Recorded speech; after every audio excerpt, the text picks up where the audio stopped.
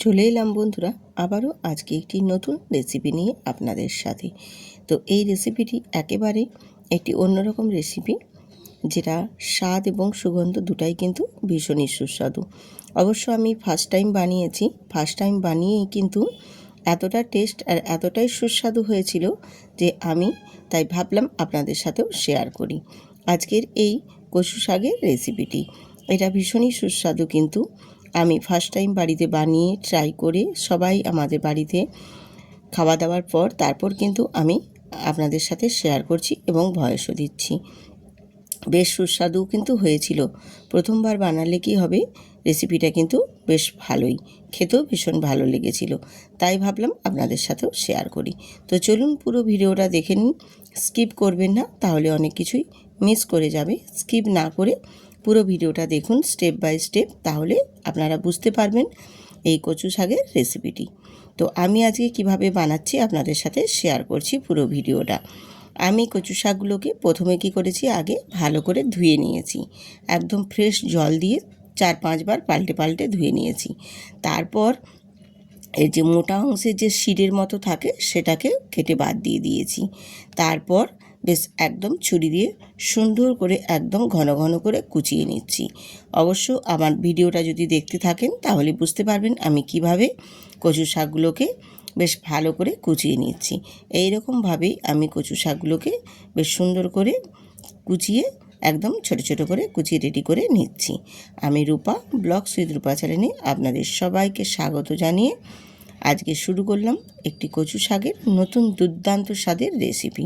তো চলুন আজকের এই রেসিপিটি কী উপকরণ দিয়ে বানিয়ে নিচ্ছি সম্পূর্ণটাই শেয়ার করছি। কচু শাকগুলো আমার কেটে পুরো রেডি করে নিয়েছি। এরপর কি মশলা দেব সেটাও রেডি করে নিচ্ছি। এখানে আমি রসুন আর আদাটা আমি খোসাটা ছাড়িয়ে নিয়েছি, তারপর ছোট ছোট করে কেটে নিয়েছি। আদাটা আর রসুনটাও আমি খোসাগুলোকে ছাড়িয়ে রেডি করে নিয়েছি। খুব বেশি কিন্তু লাগবে না, দেখো অল্প করেই নিয়েছি। আর এখানে নিয়েছি একটা পেঁয়াজ, আর পেঁয়াজটাকেও খুব ভালো করে আমি কুচিয়ে নিচ্ছি। বেশ বড় বড় করে কুচালেও কোনো এটা অসুবিধে হবে না, কারণ আমি মশলাটা মিক্সিতে বেটে নেব। আর দিয়ে দিচ্ছি এখানে একটা টমেটোটা অবশ্যই দেবেন, তাহলে খেতে ভীষণ ভালো লাগবে আর স্বাদটাও বেশ সুন্দর হবে। টমেটো আর পেঁয়াজটা আমি বেশ ভালো করে কেটে নিলাম। কেটে নেওয়ার পর এগুলোকে আমি একটা মিক্সিং জারের মধ্যে নিয়ে নেব।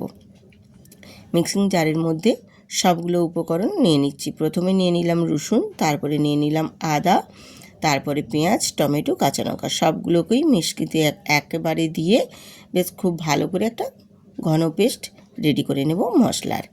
এবার এই মশলাটা রেডি করে নিয়ে মশলাটা এই পাশে থাক, তারপর চলে এলাম গ্যাসেতে। কড়াই বসিয়ে দিয়েছি গ্যাসে, দিয়ে এখানে অল্প একটু জল দিয়ে দিলাম, অল্প বলতে 1 বাটির মতো দিয়েছি। দিয়ে এখানে জলের উপরে দিয়ে দিলাম আমি হলুদের গুঁড়ো, আর দিলাম এটা লেবুর 1 টুকরো দিয়ে দেব এখানে রস দিয়ে খুব ভালো করে জলের মধ্যে হলুদ আর লেবুর রসটাকে খুব ভালো করে একটু মিশিয়ে নেব। ব্যাস মেশানো হয়ে গেছে। এবারে আমি কচু শাকগুলো যে কেটে রেডি করে রেখেছিলাম সে কচু শাকগুলো দিয়ে দিলাম। কচু শাকগুলো জলের মধ্যে দিয়ে একটু নাড়াচাড়া করে বেশ ভালো করে হলুদ জলের মধ্যে ডুবিয়ে দেব, যাতে খুব ভালো করে এটা ফুটে গিয়ে সিদ্ধ হয়ে যেতে পারে। বেশ একটু নাড়াচাড়া দিয়ে দিচ্ছি। দেখুন এইভাবে কচু শাকটাকে আমি সেদ্ধ করে নেব। আর এইভাবে কচু শাকটা সেদ্ধ করে নিলে কি হয় বলুন তো, যদিও কচু শাকের মধ্যে মনে হয় চুলকানি ভাব থাকতে পারে বা কুটোতে পারে, এই কারণে লেবুর রসটা অবশ্যই দেবেন। লেবুর রসটা দিয়ে বেশ ভালো করে আমি ঢাকনা দিয়ে কিছুক্ষণ ঢেকে একটু সেদ্ধ করে নিয়েছি। এবারে আমার দেখো কচু শাকটা সেদ্ধ হয়ে যাওয়ার ফলে কালারটাও একদম চেঞ্জ হয়ে গেছে। এবারে কচু শাকটাকে আমি একটা স্ট্রেনারের মধ্যে ছেঁকে জলটাকে ফেলে দেব। অবশ্যই কিন্তু এটা সেদ্ধ করে নিয়ে জলটা ফেলে দেবেন, তাহলে এর মধ্যে যে একটা কুটকুটানি ভাব থাকে বা চুলকনির ভাব থাকে সেটা কিন্তু একেবারেই চলে যাবে, একটুও কিন্তু থাকবে না। এইভাবেই একটা স্ট্রেনারে করে ছেঁকে জলটাকে ফেলে দিলাম। তারপর কড়াইটা ধুয়ে আবারও কড়াইটা গ্যাসের মধ্যে বসিয়ে দিয়ে দিলাম পরিমাণ মতো তেল, আর তার সাথে দিলাম জিরে ফোড়ন 1/2 চামচ আর একটা শুকনো লঙ্কা। দিয়ে জিরে আর শুকনো লঙ্কাটাকে একটু নাড়াচাড়া করে ফোড়নটা দিয়ে একটু ভাজা ভাজা করে নেব। যখন জিরে ভাজার একটা সুন্দর স্মেল বেরিয়ে আসবে সেই পর্যায়ে এখানে দিয়ে দেব কয়েক টুকরো রসুন। এখানে 7-8টা কুয়ো রসুন দিয়ে দিব। দিলে রসুনটা বেশ একটু ভাজা ভাজা হয়ে যাবে, থেকে একটু গায়ের রঙটা হালকা চেঞ্জ হবে, সেই পর্যায়ে এখানে আমি মশলাটা অ্যাড করে দেব। আমি যে মশলাটা মিক্সিতে বেটে রেডি করে রেখেছিলাম সেই মশলাটা এখানে দিয়ে দিলাম। মশলাটা দিয়ে এবার একটু নাড়াচাড়া করে মশলাটাকে একটু কষিয়ে নেব। মশলাটা একটু হালকা কষিয়ে নেওয়ার পর এখানে আমি দিয়ে দিলাম স্বাদ মতো নুন, আর দেব এখানে কাশ্মীরি লঙ্কার গুঁড়ো, আর দেব হলুদের গুঁড়ো। দিয়ে মশলাটাকে সুন্দর করে বেশ একদম কষিয়ে নেব।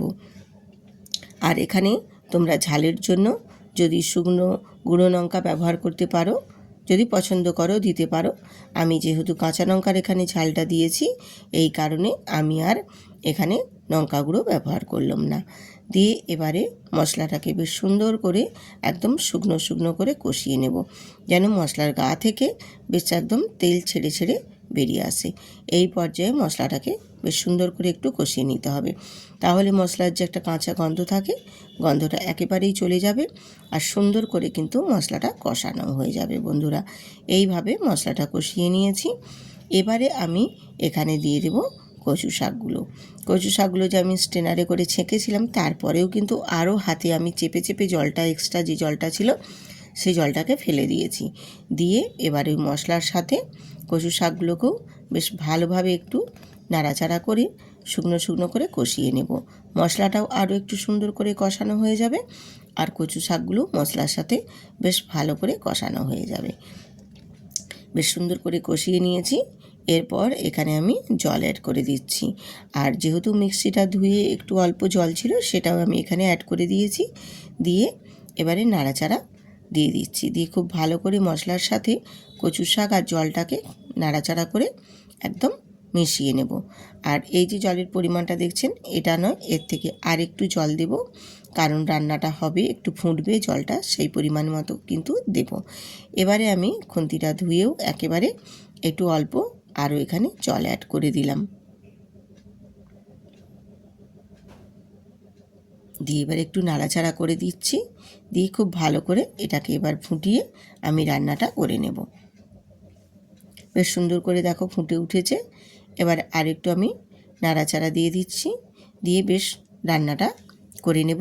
আরও এখানে 5-7 মিনিট সময় লাগবে, অতটাও হয়তো লাগবে না, তারও আগে হয়ে যাবে। দেখুন বেশ সুন্দরভাবে কিন্তু একদম রান্নাটা হয়ে গেছে, ফুটে উঠেছে বেশ সুন্দরভাবে, বেশ একদম ঘন হয়ে গেছে দেখো তরকারিটা। এবারে আমি এখানে আবারও একটু নাড়াচাড়া দিয়ে এখানে দিয়ে দেব আমি লেবুর রস। তো তোমরা লেবুর রসের জায়গায় লেবুর রসটা অবশ্যই দেবেন, তার সাথে যদি পারেন এখানে অল্প একটু কয়েক দানা চিনি দিয়ে দিতে পারেন। চিনিটা দিলেও এর স্বাদটা বেশ সুন্দর লাগে। অনেকে যারা এই প্রথম খাবেন তারা কিন্তু একটু চিনিটা দিলে বেশ ভালো লাগে।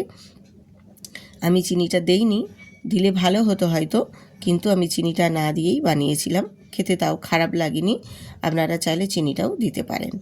আর নামানোর আগে দেখুন লেবুর রসও দিয়ে দিয়েছি, দিয়ে লেবুর রসটা দিয়েও আবারও একটু নাড়াচাড়া দিয়ে একটু বেশ ফুটিয়ে নিয়ে তারপর আমি এবারে নামিয়ে নেব। বেশ আমার একদম কমপ্লিট হয়ে গেছে। এই রকম ঠিক অল্প অল্প জল ভাব থাকবে, এইরকমভাবেই নামিয়ে নিতে হবে, মানে গায়ে যেন একটু গ্রেভি গ্রেভি ভাব থাকে, একেবারে শুকনো শুকনোটা না।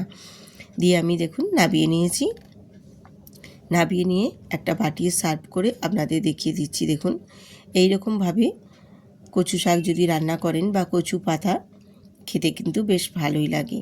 আমি ফার্স্ট টাইম বানিয়ে নিয়েছিলাম, তাতে ভীষণ সুন্দর হয়েছে, কিন্তু খারাপ লাগেনি, খেতে বেশ সুন্দরই হয়েছিল। তাই ভাবলাম আপনাদের সাথেও শেয়ার করি, তাই শেয়ার করেছি। যদি ভালো লাগে অবশ্যই বন্ধুবান্ধব আত্মীয় স্বজনের মধ্যেও শেয়ার করে দেবেন। আর ভিডিওটি কেমন হয়েছে কমেন্ট করে সুন্দর করে জানাবেন। আজ এখানেই শেষ করছি, দেখা হচ্ছে পরবর্তী ভিডিও।